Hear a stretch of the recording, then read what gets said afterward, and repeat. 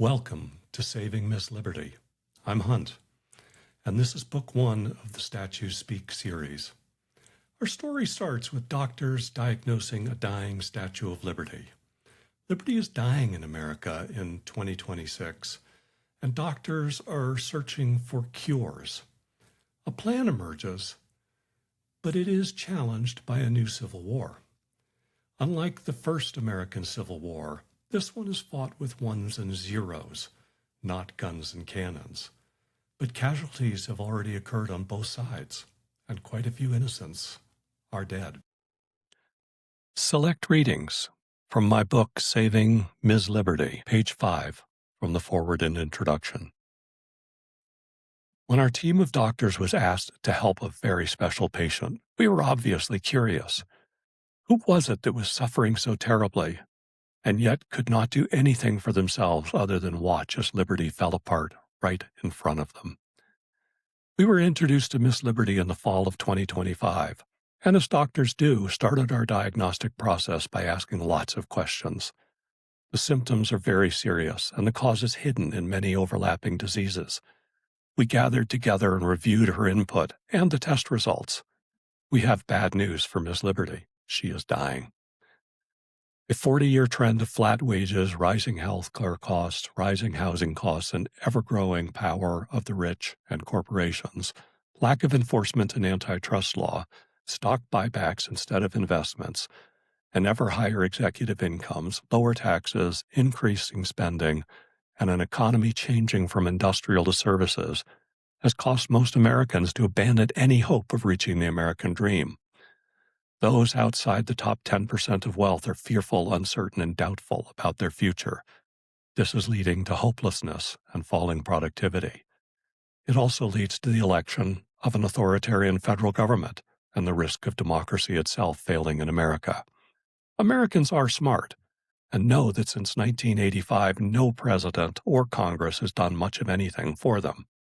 So they elected someone at least promising something different, an honest mistake that puts democracy and liberty at risk. To try to cure the dying Statue of Liberty, known as Miz Liberty throughout this book, her doctors recommend invasive surgery, aggressive treatments, follow-up therapy, and pursuing the discovery of cures for new viruses. These laws and policies, if enacted, would help restore fairness for all, recreate hope for the American dream, preserve capitalism, and reinforce respect for liberty in America. This is what Miz Liberty seeks for herself, for America, and for all those around the world who spent their lives aspiring to the American dream. America needs a playbook, grounded in Miz Liberty's goals, maybe called Project 2033, creating a positive and freedom-preserving answer to the Heritage Foundation's malevolent Project 2025. These recommendations deserve consideration as a political platform. All require stronger economic analysis supported by more complete data. Campaign finance reform. For most of the past 40 years, Congress has been paralyzed. This has resulted in ever more power accruing to the president and executive branch. Corporations and moneyed interests have gained near complete control of our national government through unlimited contributions and the power of their debt. In 2024, PACs and super PACs spent more money than all the spending in the 2020 election, enabled by the Supreme Court's 2010 Citizens United opinion. They bought nearly complete control of the government. This kills hope for the working class. It also suppresses productivity by discouraging workers and is unacceptable. New laws and constitutional changes are needed to get the money out of Washington. Tax reform. The same moneyed interests that control the federal government have distorted the tax code. After the Reagan and Trump tax cuts, America's debt has ballooned to $39 trillion. Only $7 trillion of that amount is attributable to the 2008 financial crisis and the COVID-19 emergency. Over the same period, the richest 1% have accrued an additional $60 trillion of wealth, and so far have paid almost no taxes on that. Running a deficit every year makes new programs impossible and fairness unattainable. It is unacceptable. The government has proven that with an aging population, there is almost no way to cut spending. There's only one group with any money left to fix the deficit: the top 10% of wealth and earners. To accomplish a balanced budget, America needs a completely different tax code that reinforces the right behaviors and is simple. Healthcare reform. America stands alone among developed countries as the only one not offering a single-payer system. The result of America's private healthcare system is to double the cost compared to our peers, but with only 60% of the effectiveness.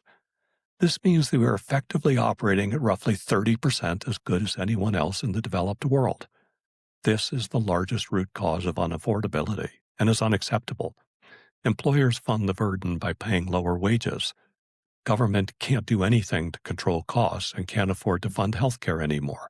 That is why millions of Americans don't have health care. Moneyed interests have bought up, privatized, and maximized revenue and cash flow across the industry. They've given over $2 trillion of dividends and stock buybacks to themselves, while most families are one medical bill away from bankruptcy. A new system built from cost control and industry restructuring is needed to restore hope for Americans. Immigration reform. For all of American history, immigrants have come, built our infrastructure, done jobs we do not want to do, worked hard, created vibrant communities, and founded many of the largest employers in the country. We need them both for our economy and for our cultural growth. U.S. consumption is 30% of all world consumption, but we only have 4.5% of the world's population. The domestic workforce only provides about 175 million workers. At 30% of world consumption, we are utilizing roughly another 1 billion workers all over the world, making and exporting goods. We cannot make all that we demand or even close to that which we all want. We must have effective immigration laws to allow the temporary immigrant workers we need for domestic production services. We also need tariff structures that protect strategic industries and resource requirements. To thrive, America needs approximately 14 million immigrant workers annually with their families, which means America needs about 20 million temporary immigrants each year. We need immigration laws that allow these workers without compromising control of citizenship or border security. This is needed to ensure our capitalist markets remain strong. Gun reform. In America right now, a person is killed by a gun every 11 minutes of every hour, of every day, of every week, of every month, of every year. Another is shot and survives every 7 minutes. America averages over 600 mass shootings each year. That means 4 or more are shot in one event, almost twice a day. This is insane. We must respect the Second Amendment, but surely this is not the result our founders imagined or America needs.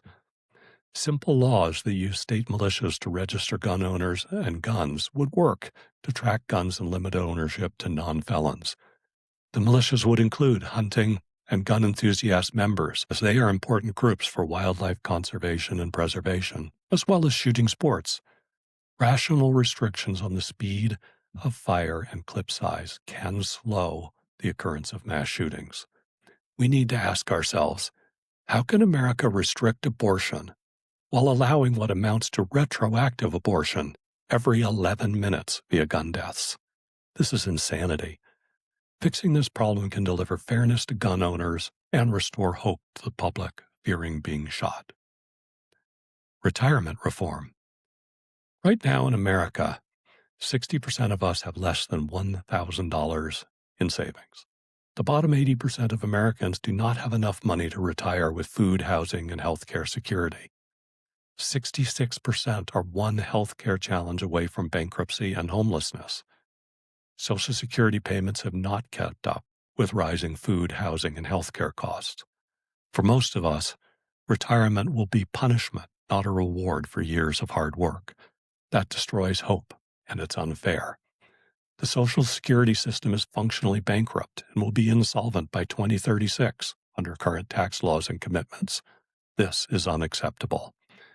It is unjust that millions whose labor built this country must fear poverty in retirement. A new system that ensures fairness and creates hope can be created under the new tax code. Make it simple, make it apply to all citizens, and America will have more hope and stronger markets. Thank you for listening.